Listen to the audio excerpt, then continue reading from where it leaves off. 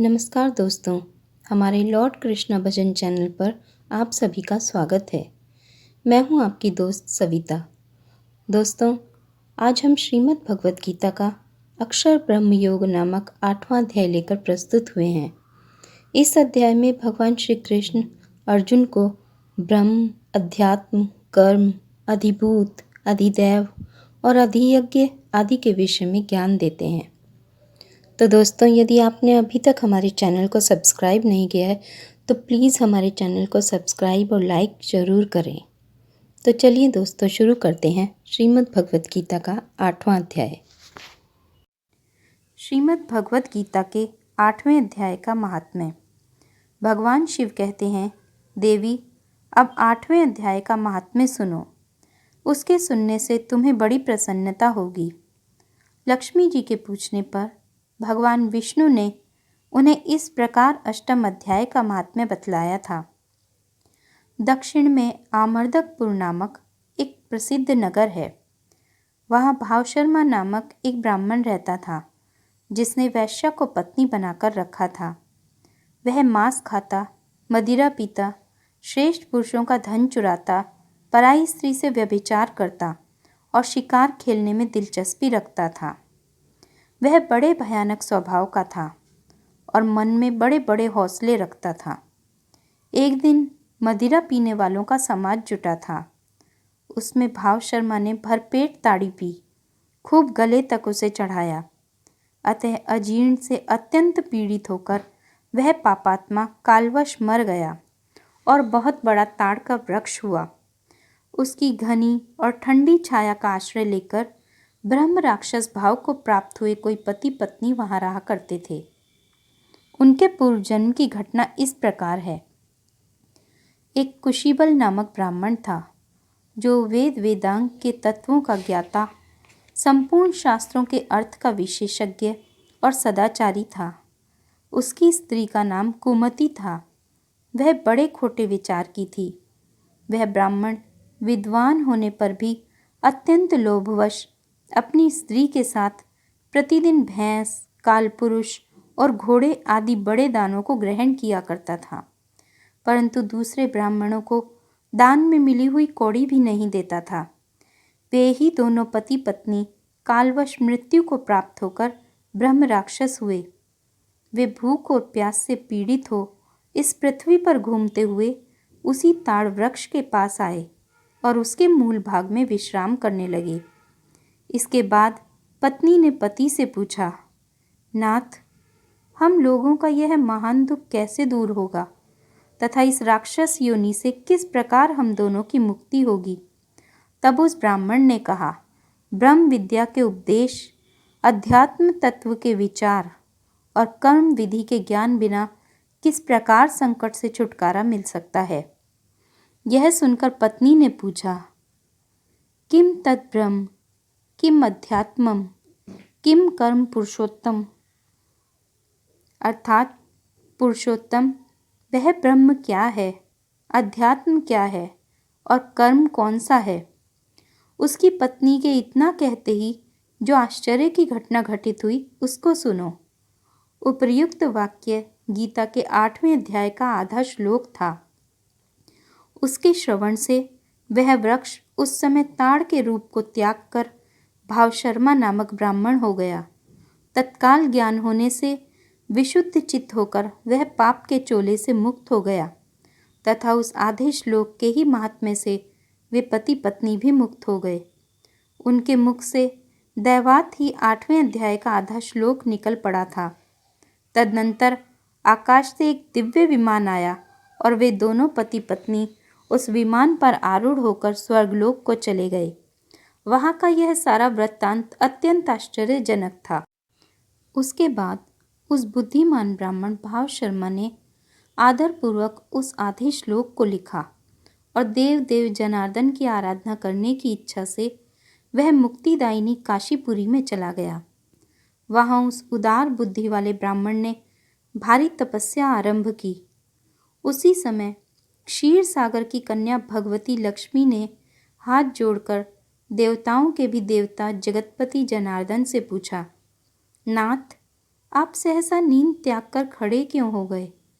श्री भगवान बोले, देवी, काशीपुरी में भागीरथी के तट पर बुद्धिमान ब्राह्मण भाव शर्मा मेरे भक्ति रस से परिपूर्ण होकर अत्यंत कठोर तपस्या कर रहा है। वह अपनी इंद्रियों को वश में करके गीता के 8वें अध्याय के आधे श्लोक का जप करता है। मैं उसकी तपस्या से बहुत संतुष्ट हूँ। बहुत देर से उसकी तपस्या के अनुरूप फल का विचार कर रहा था। प्रिय, इस समय वह फल देने को मैं उत्कंठित हूँ। पार्वती जी ने पूछा, भगवान, श्री हरि सदा प्रसन्न होने पर भी जिसके लिए चिंतित हो उठे थे, उस भगवत भक्त भाव शर्मा ने कौन सा फल प्राप्त किया? श्री महादेव जी बोले, देवी, द्विज श्रेष्ठ भाव शर्मा प्रसन्न हुए भगवान विष्णु के प्रसाद को पाकर आत्यंतिक सुख मोक्ष को प्राप्त हुआ तथा उसके अन्य वंशज भी जो नरक यातना में पड़े थे, उसी के शुद्ध कर्म से भगवत धाम को प्राप्त हुए। पार्वती, यह 8वें अध्याय का महात्म्य थोड़े में ही तुम्हें बताया है। इस पर सदा विचार करते रहना चाहिए। ओम श्री परमात्मने नमः। 8वां अध्याय। इस प्रकार भगवान के वचनों को न समझकर अर्जुन बोला, हे पुरुषोत्तम, जिसका आपने वर्णन किया वह ब्रह्म क्या है, अध्यात्म क्या है, कर्म क्या है और अधिभूत नाम से क्या कहा गया है, अधिदैव नाम से क्या कहा जाता है? हे मधुसूदन, यहाँ अधियज्ञ कौन है और वह इस शरीर में कैसे है? और युक्त चित्त वाले पुरुषों द्वारा अंत समय में आप किस प्रकार जानने में आते हो? इस प्रकार अर्जुन के प्रश्न करने पर श्री कृष्ण भगवान बोले, हे अर्जुन, परम अक्षर अर्थात जिसका कभी नाश नहीं हो, ऐसा सच्चिदानंद घन परमात्मा तो ब्रह्म है और अपना स्वरूप अर्थात जीवात्मा अध्यात्म नाम से कहा जाता है तथा भूतों के भाव को उत्पन्न करने वाला शास्त्र विहित यज्ञ, दान और होम आदि के निमित्त जो द्रव्यादिकों का त्याग है वह कर्म नाम से कहा गया है। उत्पत्ति विनाश धर्म वाले सब पदार्थ अधिभूत हैं और हिरण्यमय पुरुष अधिदैव है। और हे देहधारियों में श्रेष्ठ अर्जुन, इस शरीर में मैं वासुदेव ही विष्णु रूप से अधियज्ञ हूँ। और जो पुरुष अंत काल में मेरे को ही स्मरण करता हुआ शरीर को त्याग कर जाता है वह मेरे साक्षात स्वरूप को प्राप्त होता है, इसमें कुछ भी संशय नहीं है। कारण कि हे कुंती पुत्र अर्जुन, यह मनुष्य अंत काल में जिस जिस भी भाव को स्मरण करता हुआ शरीर को त्यागता है उसको ही प्राप्त होता है, परंतु सदा उस ही भाव को चिंतन करता हुआ, क्योंकि सदा जिस भाव का चिंतन करता है अंतकाल में भी प्रायः उसी का स्मरण होता है। इसलिए हे अर्जुन, तू सब समय में निरंतर मेरा स्मरण कर और युद्ध भी कर। इस प्रकार मेरे में अर्पण किए हुए मन बुद्धि से युक्त हुआ निसंदेह मेरे को ही प्राप्त होगा। हे पार्थ, यह नियम है कि परमेश्वर के ध्यान के अभ्यास रूप योग से युक्त अन्य तरफ न जाने वाले चित्त से निरंतर चिंतन करता हुआ पुरुष परम प्रकाश रूप दिव्य पुरुष को अर्थात परमेश्वर को ही प्राप्त होता है। इससे जो पुरुष सर्वज्ञ, अनादि, सबके नियंता, सूक्ष्म से भी अति सूक्ष्म, सबके धारण पोषण करने वाले अचिंत्य स्वरूप सूर्य के सदृश नित्य चेतन प्रकाश रूप अविद्या से अति परे शुद्ध सच्चिदानंद घन परमात्मा को स्मरण करता है, वह भक्ति युक्त पुरुष अंतकाल में भी योग बल से भ्रकुटी के मध्य में प्राण को अच्छी प्रकार स्थापन करके फिर निश्चल मन से स्मरण करता हुआ उस दिव्य स्वरूप परम पुरुष परमात्मा को ही प्राप्त होता है। हे अर्जुन, वेद के जानने वाले विद्वान जिस सच्चिदानंद घन रूप परम पद को ओंकार नाम से कहते हैं और आसक्ति रहित यत्नशील महात्मा जन जिसमें प्रवेश करते हैं तथा जिस परम पद को चाहने वाले ब्रह्मचर्य का आचरण करते हैं, उस परम पद को तेरे लिए संक्षेप से कहूँगा। हे अर्जुन, सब इंद्रियों के द्वारों को रोककर अर्थात इंद्रियों को विषयों से हटाकर तथा मन को हृदय में स्थिर करके और अपने प्राण को मस्तक में स्थापन करके योग धारणा में स्थित हुआ जो पुरुष ओम ऐसे इस एक अक्षर रूप ब्रह्म को उच्चारण करता हुआ और उसके अर्थ स्वरूप मेरे को चिंतन करता हुआ शरीर को त्याग कर जाता है, वह पुरुष परम गति को प्राप्त होता है। हे अर्जुन, जो पुरुष मेरे में अनन्य चित्त से स्थित हुआ सदा ही निरंतर मेरे को स्मरण करता है, उस निरंतर मेरे में युक्त हुए योगी के लिए मैं सुलभ हूँ, अर्थात सहज ही प्राप्त हो जाता हूँ। वे परम सिद्धि को प्राप्त हुए महात्मा जन मेरे को प्राप्त होकर दुख के स्थान रूप क्षणभंगुर पुनर्जन्म को नहीं प्राप्त होते हैं, क्योंकि हे अर्जुन, ब्रह्मलोक से लेकर सब लोग पुनरावर्ती स्वभाव वाले अर्थात जिनको प्राप्त होकर पीछे संसार में आना पड़े ऐसे हैं। परंतु हे कुंती पुत्र, मेरे को प्राप्त होकर उसका पुनर्जन्म नहीं होता है, क्योंकि मैं काल अतीत हूँ और यह सब ब्रह्मादिकों के लोक काल करके अवधि वाले होने से अनित्य हैं। हे अर्जुन, ब्रह्मा का जो एक दिन है उसको 1000 चौकड़ी युग तक अवधि वाला और रात्रि को भी 1000 चौकड़ी युग तक अवधि वाली जो पुरुष तत्व से जानते हैं अर्थात काल करके अवधि वाला होने से ब्रह्मलोक को भी अनित्य जानते हैं, वे योगी जन काल के तत्व को जानने वाले हैं।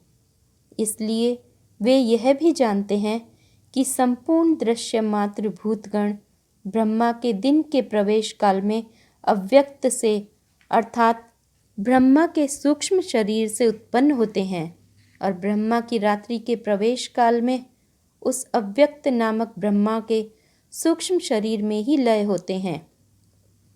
वह ही यह भूत समुदाय उत्पन्न होकर प्रकृति के वश में हुआ रात्रि के प्रवेश काल में लय होता है और दिन के प्रवेश काल में फिर उत्पन्न होता है। हे अर्जुन, इस प्रकार ब्रह्मा के 100 वर्ष पूर्ण होने से अपने लोक सहित ब्रह्मा भी शांत हो जाता है, परंतु उस अव्यक्त से भी अति परे दूसरा अर्थात विलक्षण जो सनातन अव्यक्त भाव है, वह सच्चिदानंद घन पूर्ण ब्रह्म परमात्मा सब भूतों के नष्ट होने पर भी नहीं नष्ट होता है। जो वह अव्यक्त अक्षर ऐसे कहा गया है, उस ही अक्षर नामक अव्यक्त भाव को परम गति कहते हैं तथा जिस सनातन अव्यक्त भाव को प्राप्त होकर मनुष्य पीछे नहीं आते हैं, वह मेरा परम धाम है। और हे पार्थ, जिस परमात्मा के अंतर्गत सर्वभूत हैं और जिस सच्चिदानंद घन परमात्मा से यह सब जगत परिपूर्ण है, वह सनातन अव्यक्त परम पुरुष अनन्य भक्ति से प्राप्त होने योग्य है। और हे अर्जुन, जिस काल में शरीर त्याग कर गए हुए योगी जन पीछे न आने वाली गति को और पीछे आने वाली गति को भी प्राप्त होते हैं, उस काल को अर्थात मार्ग को कहूँगा। उन 2 प्रकार के मार्गों में से जिस मार्ग में ज्योतिर्मय अग्नि अभिमानी देवता है और दिन का अभिमानी देवता है तथा शुक्ल पक्ष का अभिमानी देवता है और उत्तरायण के 6 महीनों का अभिमानी देवता है, उस मार्ग में मरकर गए हुए ब्रह्मवेत्ता अर्थात परमेश्वर की उपासना से परमेश्वर को परोक्ष भाव से जानने वाले योगी जन उपरोक्त देवताओं द्वारा क्रम से ले गए हुए ब्रह्म को प्राप्त होते हैं।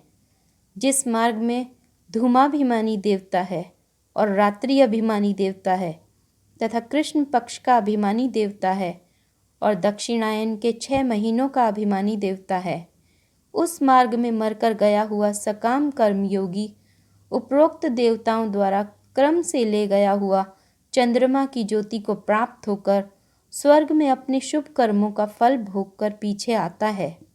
क्योंकि जगत के यह 2 प्रकार के शुक्ल और कृष्ण अर्थात देवयान और पितृयान मार्ग सनातन माने गए हैं। इनमें एक के द्वारा गया हुआ पीछे न आने वाली परम गति को प्राप्त होता है और दूसरे द्वारा गया हुआ पीछे आता है अर्थात जन्म मृत्यु को प्राप्त होता है। हे पार्थ, इस प्रकार इन दोनों मार्गों को तत्व से जानता हुआ कोई भी योगी मोहित नहीं होता है, अर्थात फिर वह निष्काम भाव से ही साधन करता है, कामनाओं में नहीं फंसता।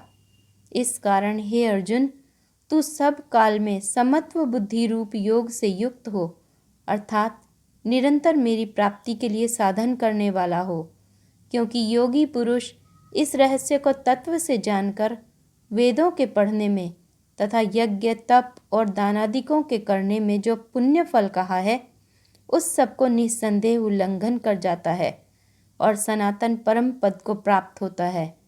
इति श्रीमद् भगवद गीता रूपी उपनिषद एवं ब्रह्म विद्या तथा योग शास्त्र विषयक श्री कृष्ण और अर्जुन के संवाद में अक्षर ब्रह्म योग नामक 8वां अध्याय।